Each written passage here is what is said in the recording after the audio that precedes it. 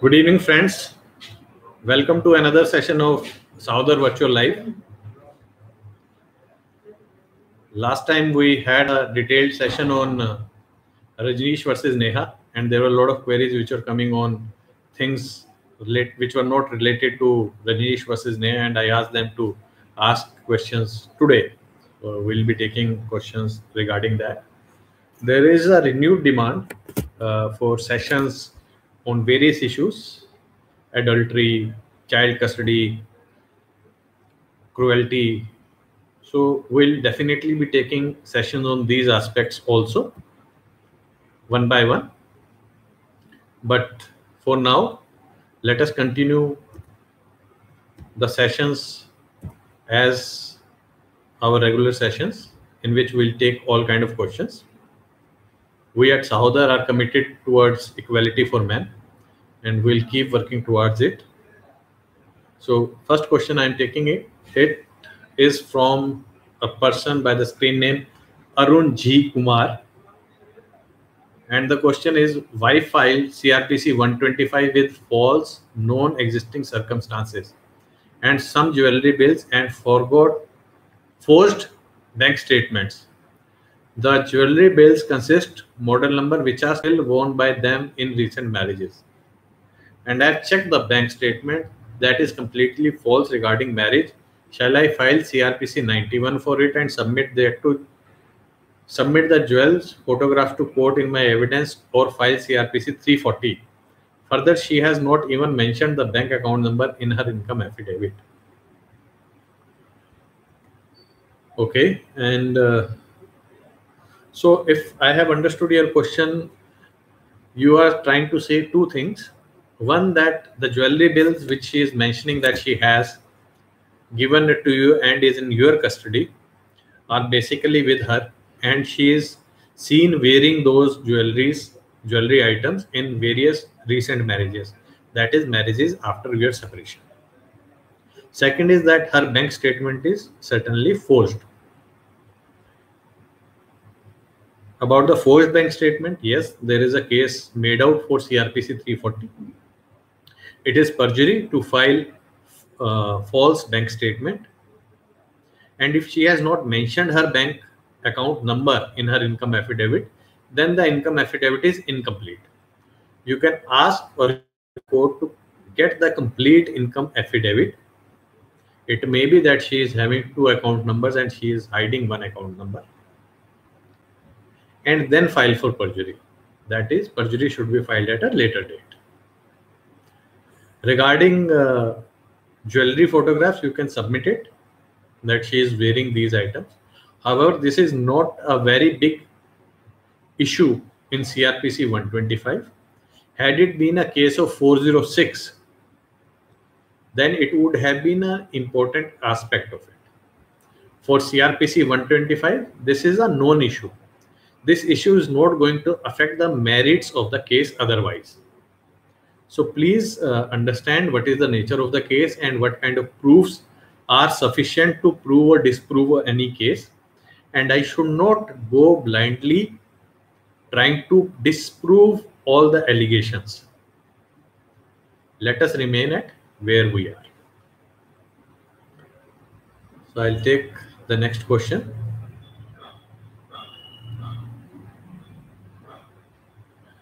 Parveen Shevare has a question, and the question is related to child custody. Sir, in my case, earlier predecessor judge granted me custody of my daughter from 9th June to 23rd June, but judge has been changed. Before the new judge, respondent did not hand over the custody.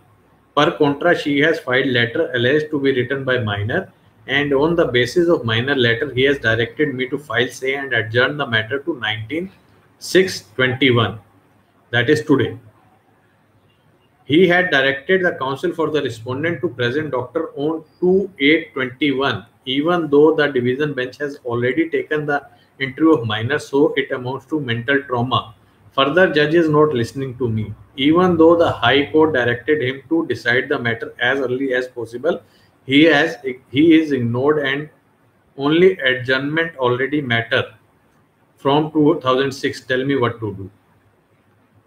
Sir, I am sure that you are mentally very harassed because of the conduct of the respondent, as well as the presiding officer has not taken the correct view. You can definitely go for change of the presiding officer, stating that you don't have any faith in this particular court. That is the easiest thing for you to do, because now this particular visitation has not been done, and the application for it has become infructuous. So the only thing you can do is either wait for 2nd of August and argue the matter afresh, or go to High Court and say that you don't have any faith in this particular court, because despite your instructions and despite you taking interview of the minor, the court has done such an act. So this is what I will suggest you to do. The question is from a person by the screen name M. Jayakishan, and the question is, question number 1, when does it make sense to file the rejoinder? Husband filed divorce, wife filed WS with additional allegations. Shall respond to additional allegations in evidence affidavit or should file rejoinder? Sir, in this case, you should file rejoinder and at least deny the allegations leveled by the wife. Question number 2, wife is staying in the flat of the husband with kids. Husband is staying on rent. Husband had filed for divorce.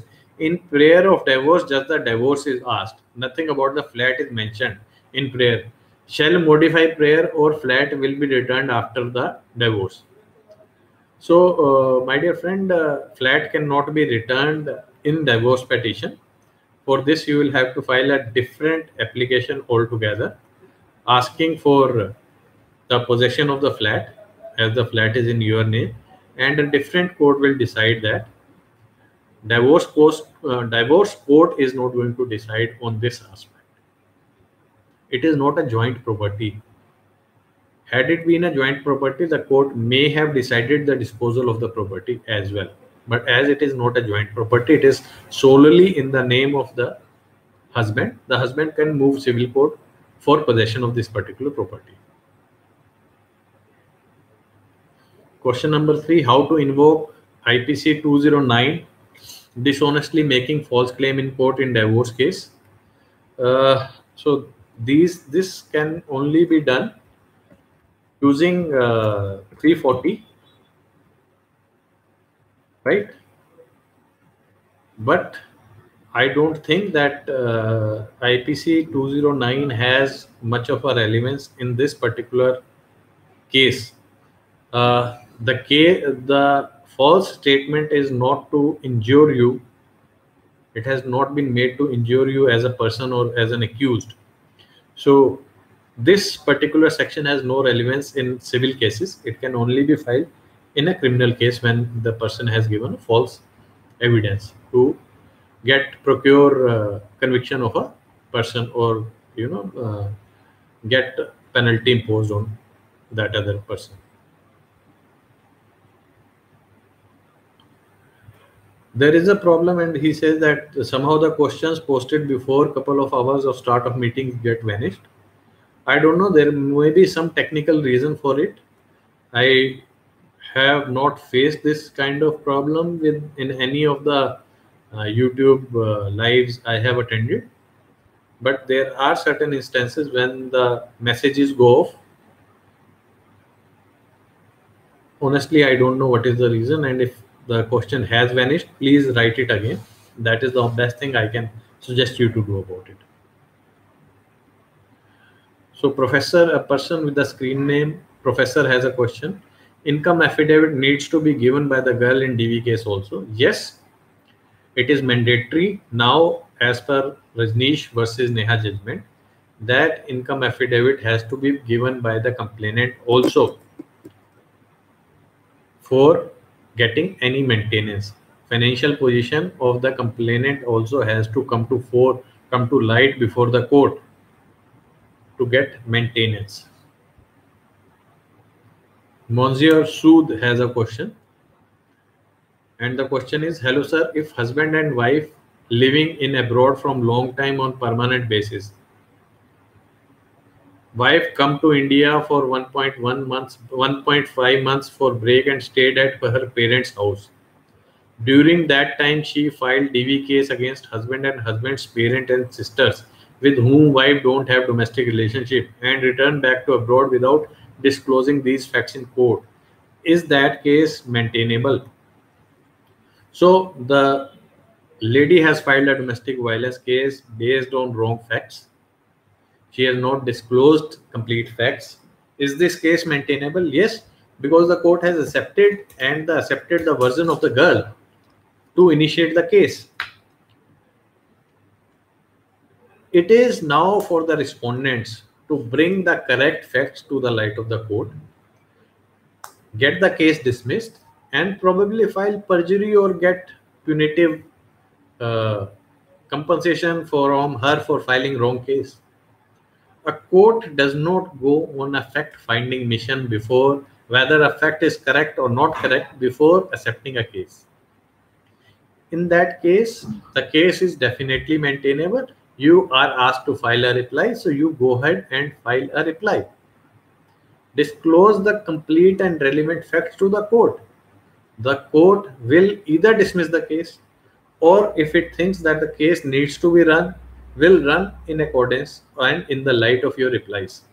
If your parents did not had any domestic relationship, your sisters did not had any domestic relationships, file for deletion from the array of parties, because if they did not have any domestic relationship, they cannot be respondents in domestic violence case.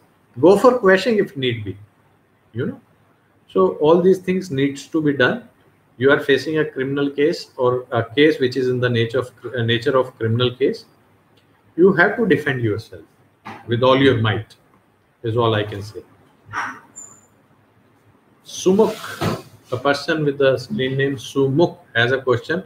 What happens if husband refuses to file his income affidavit, but he agrees to maintain his wife, children by providing all required facilities in kind instead of cash as per his living standards?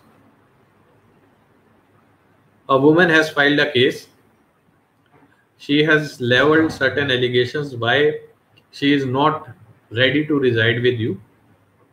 If the only reason she has given that you are not willing to reside with her, then this plea is definitely acceptable to the court, may be accepted by the court. However, if her plea is that you have beaten her, you have a mistress, you mistreat her, you don't provide for her and her children, you threaten her, so this becomes a valid reason to stay away from you. In that case, the court will say that she cannot be asked to stay with you, she cannot be forced to stay with you. Go ahead and provide maintenance for her staying separately as per your living standard. Can facilities be provided in kind instead of cash? Definitely it can be provided in kind, but not always. There are a lot of factors which goes in deciding such kind of matters, and one of the things is what kind of allegations she has leveled on you. Even if it is false, all the allegations are false,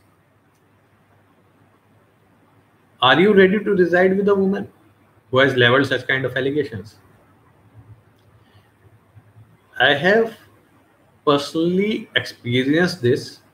A lot of people who have filed RCR or restitution of conjugal rights cases, a lot of people who have given such kind of plea in court that I am ready to maintain my wife in my home and I am ready to take care of the children, the moment girl says I am ready to reside with him, this guy comes back and says, sir, वो तो मान गई, अब मैं क्या करूं?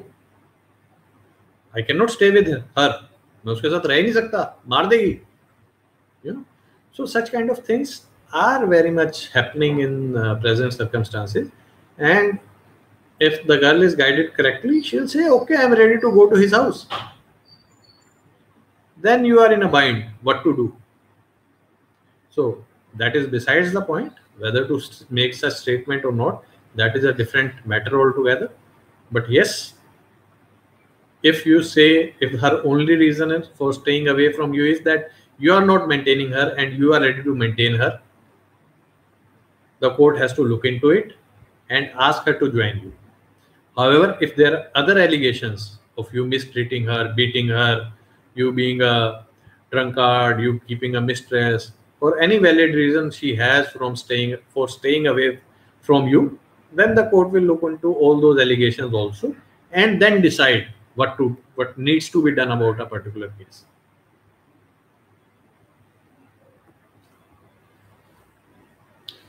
Gaurav Jain has a question. Oh, Sumukh has a further question. Also, can husband use right of privacy under Article 21 to avoid filing income affidavit and agree to maintain the wife by providing the facilities to wife as per his standard of living by providing residence, food, shelter, clothing, and other requirements directly to the wife and children? Okay, Article 21 of Indian Constitution. What does it say? It says protection of life and personal liberty. Where does it say anything about privacy between husband and wife matters? Secondly, Article 21 cannot be read in isolation. There is a section 106 of Indian Evidence Act which says that when an information is in the domain of knowledge of a particular person, he has to disclose it to the court. Third thing, there is a judgment by Supreme Court, Rajneesh versus Neha. Indian Constitution says the law laid down by Supreme Court becomes law of the land. It is enforceable all across the country. So, Supreme Court has said both parties have to file income affidavit. You have to file income affidavit. Whatever be your other contentions that I am ready to provide facilities, you can argue about all these things. The court may accept it, the court may not accept it. So there are two different things which you are now trying to tell to the court.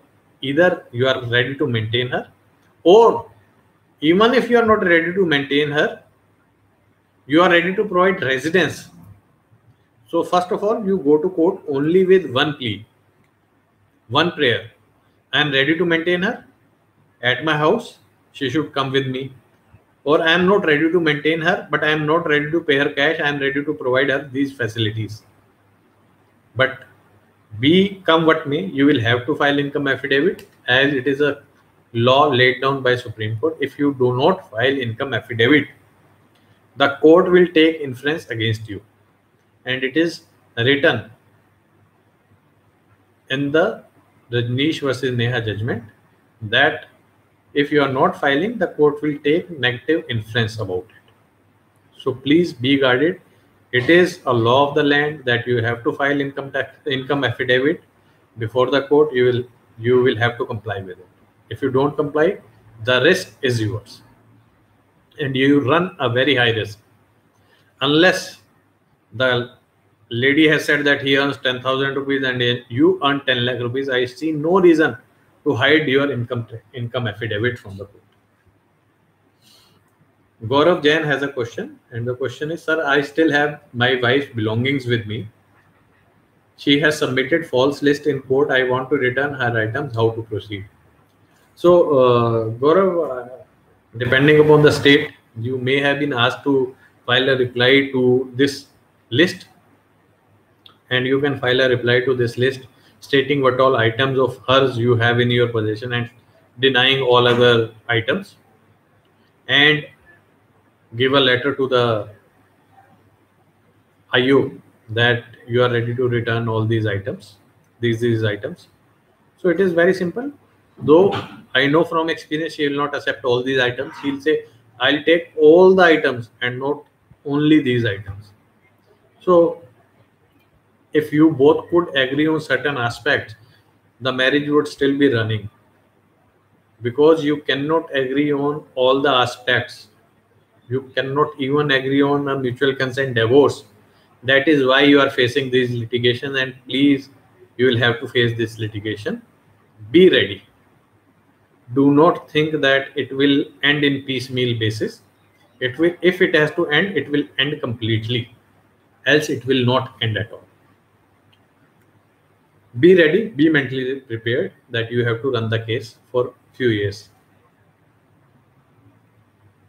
Vijay Singh has a question.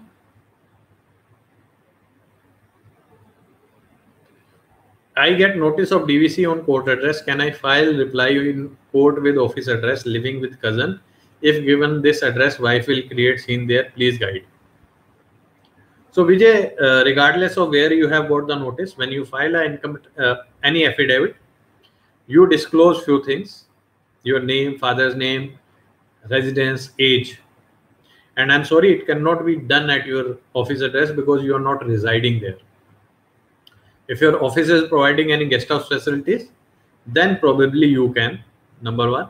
Secondly, if you have your parental address, you can file that, and or you can take a place on paying guest basis, but then you have to provide an address to the court where you are residing. It is as simple as that. If you are filing an affidavit, it is a bare minimum you are expected to do.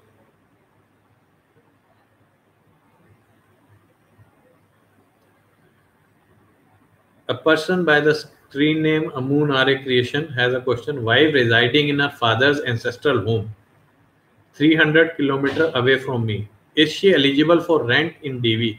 She is a non-working woman. She claimed rent in DV. Okay. So if a woman is claiming rent, and we had a session about this, if a woman is claiming rent, she has to go and stay on rent. If she is not paying any rent, she cannot claim any rental. Though this said, this is true, but it can also happen, and it happens a lot. A woman creates a false receipt of rent and demands rent. In that case, my advice is send few registered letter at that address. Let those letters be returned. It is not always, it is not 100% sure shot method, but it works at times. Unknown to her, send a registered letter, send a speed post. Let it be returned stating no such person resides on this address. If she is staying given the address of one of her relatives, you can challenge that this relative should be asked to bring her account statement. So there are few things which you can do to stop that, but then these things also can be covered. So we have to see on a case-to-case basis. Can she claim rent in a particular case? Yes, she can. But in the similar circumstances, another person may not be able to claim any rental.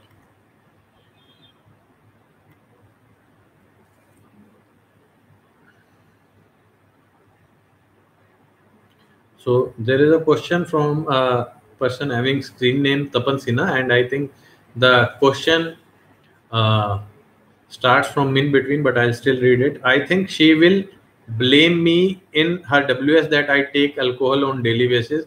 Now my question is, if she writes the same in WS and me post receiving her WS copy does a alcohol test on the same day, and post receiving her WS copy does a alcohol test in the same day and the test is negative, can I file perjury case against her for the same? Tapan, I don't think that it is a very relevant factor for filing perjury, because if you read the definition of perjury, it says that the fact should be relevant to the case. It should be, the lie should be impedient in the justice, and then further it is expedient in the interest of justice. It is expedient in the interest of justice that an inquiry be carried out and it should be punished. So I don't think that such lies, if even if she has mentioned in the court, amounts to perjury, or any court will take cognizance of such kind of tests which you will get done, because then there is no certainty that the blood was yours. Any person by the name Tapan can go by the citing his name as Tapan Sinha and get a test done, and alcohol will come as 0 in his bloodstream. The court was not there to show that, to see that it was your blood test. Whenever you want to file perjury, better file it on some strong grounds. Do not file perjury or such applications which has no relevance, which will definitely be rejected. This proves that you have nothing worthwhile to say. Please maintain some decorum in your pleadings, in your applications. Respect the process of law. I am sure you will say that the process is being misused by a lot of women. Yes, it is. But when I am appearing in court, my conduct should be like this, that nobody can say that I am misusing any process of law. I am not abusing any process of law. Whatever I do with utmost sincerity, and only when I have some grounds, at least some grounds, to file perjury.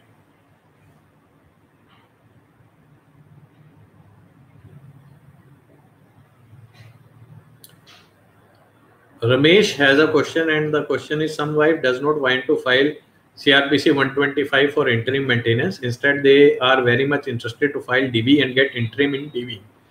Question 1: how interim of DV is different from CRPC 125? So Ramesh, in this case, let me tell you that interim provision of Domestic Violence Act is also similar to CRPC 125. In fact, if you go ahead and read the acts which have been used for granting maintenance, it is CRPC 125 only. The maintenance is calculated as per CRPC 125. Most women file DV, or the new trend is to file DV instead of CRPC 125, because in DV you can get a lot of reliefs in one single application. That is, you can get child custody, you can get compensation, you may get right of residence, some rental, some medical expenses, some other expenses, and at last you can also get compensation. So this is the main reason that women tend to now are filing DV more than CRPC 125 case.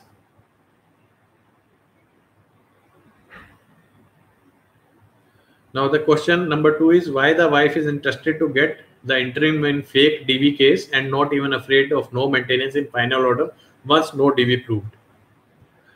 Ramesh, I don't know, but last 12 years I have not seen many cases which have attained finality by judicial decisions.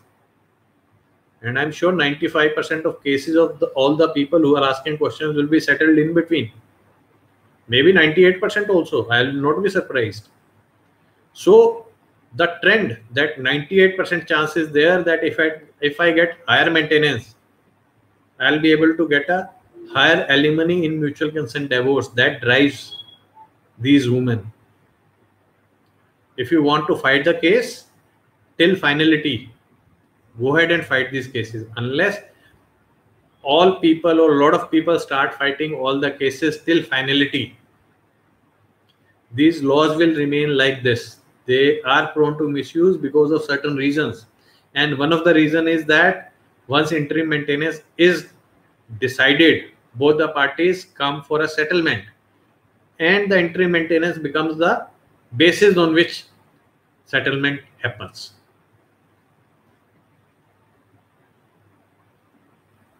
The question number 3: once DV final maintenance dismissed in judgment, whether she is entitled to get the maintenance in CRPC 125 or HMA. So yes, even if one maintenance case is dismissed, all other maintenance cases will be decided on their respective merits, and she may get maintenance in some other cases. So I hope all your queries have been answered related to domestic violence and maintenance. We have come to an end of today's section. There is a paucity of time, so I won't be taking any further questions today. We'll have our next session on Tuesday. There is an important announcement for people from Delhi. We have started our CP meeting, a limited CP meeting, I would say, in which people who want to visit can visit by prior appointment. So to get more information, you can send a subscribe message to 9811850498. It's a WhatsApp and Telegram number. But please make sure that whosoever is coming to CP meeting is maintaining all COVID protocols. We are not entertaining anybody who is over 55 years of age and who is not following COVID protocol in that meeting. We are committed towards equality for men, and we'll keep on working towards equality for men. See you till Tuesday.